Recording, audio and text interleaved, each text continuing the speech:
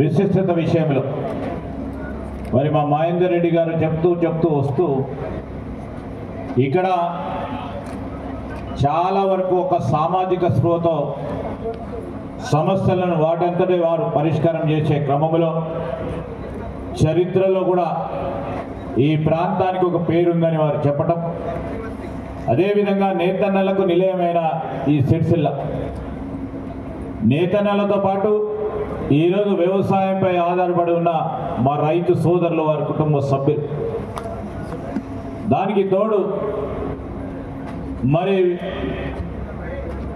వివిధ స్థాయిలో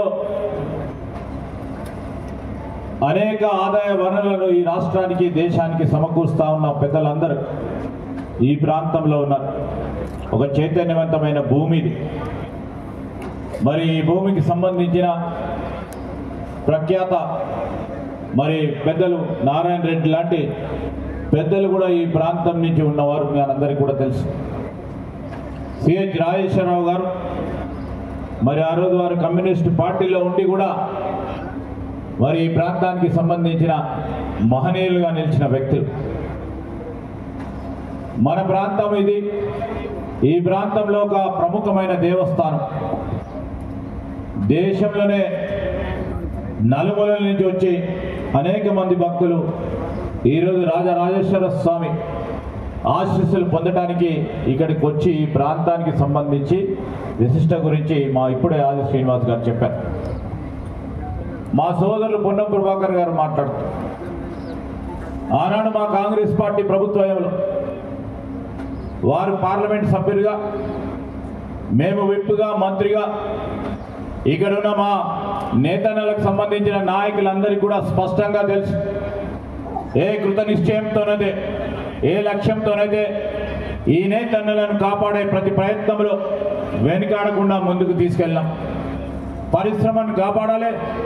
పరిశ్రమలతో పాటు పరిశ్రమపై ఆధారపడి ఉన్న అనేక మంది, వేలాది మంది నేత కార్మికులకు సంబంధించి ఆ పరిశ్రమతో పాటు సామాజిక దృక్పథంతో ఇప్పుడే మా సోదరులు చెప్పినట్టు అంత్యోదయ కార్డు ఎక్కడ లేని విధంగా ఈరోజు సూరత్ పోయినా, ఉదాహరణ మాట్లాడుతూ ఉన్నాం, సూరత్ పోయినా సూరత్లో పనిచేసే ఆ నేతన్న సోదరులకు కూడా ఎన్ని వేల మందికి అంత్యోదయ కార్డు లేవు.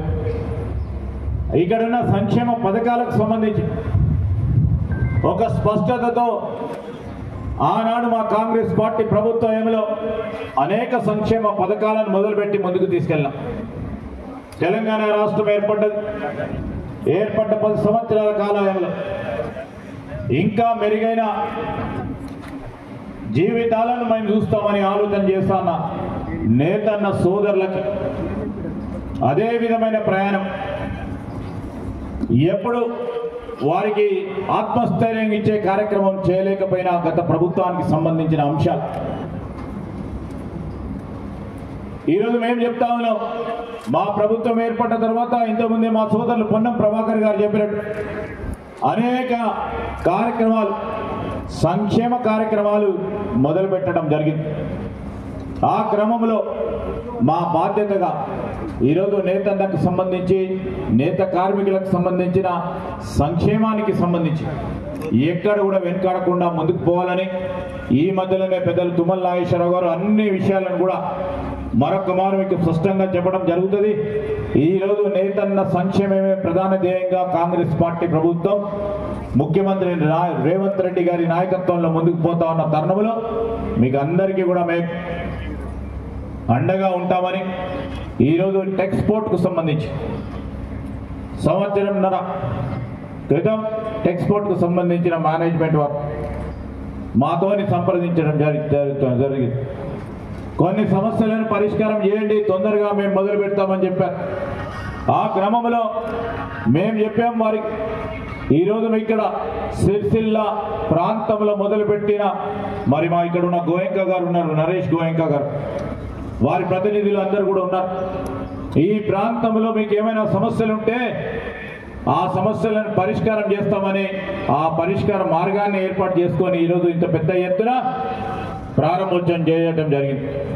మేము ఈరోజు చెప్తా ఉన్నాం, మీకు కావాల్సిన సంక్షేమానికి సంబంధించిన అంశం విషయంలో సిరిసిల్ల నేతన్నకున్న గుర్తింపు దేశ స్థాయిలో దాన్ని యథావిధంగా ముందుకు తీసుకెళ్లే కార్యాచరణ తీసుకుంటాం.